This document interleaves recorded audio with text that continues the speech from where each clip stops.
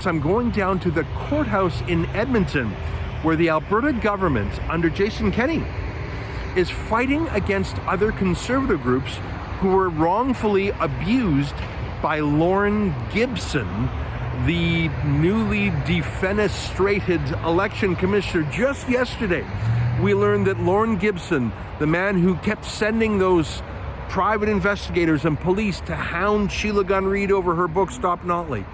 Lorne Gibson, who took us to court. Actually, didn't even take us to court. I wish he took us to court.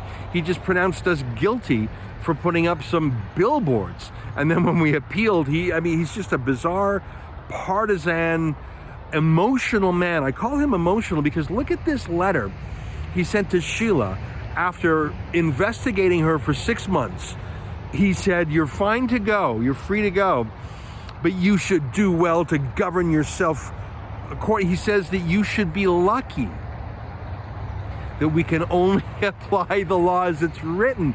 Well, yeah, that's what the law is. It's what is written, not what some, little Napoleon wishes it were. What a bizarre man. I'm so glad that he's gone. And I'm so unsurprised that the mainstream media is treating him like some sort of hero, him like some sort of victim, like some sort of civil rights casualty, rather than a destroyer of civil rights, including free speech, freedom of expression, freedom of the press, freedom of association.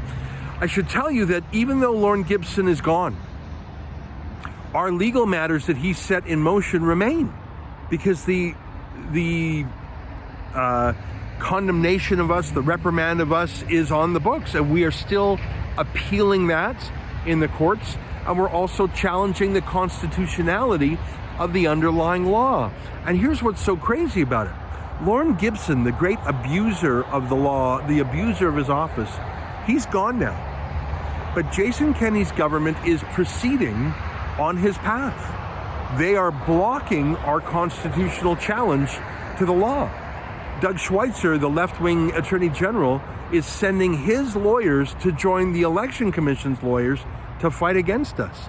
And they're opposing our review of their bizarre reprimand of us.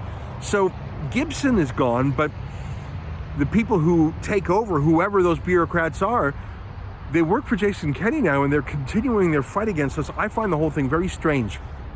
You can learn more about that fight at SaveSheila.com. But the actual thing I'm going to the court today for, I'm going to see, there's a court battle involving Lorne Gibson in the court today. That's an excerpt from the Ezra Levant Show, which is a show I do every day.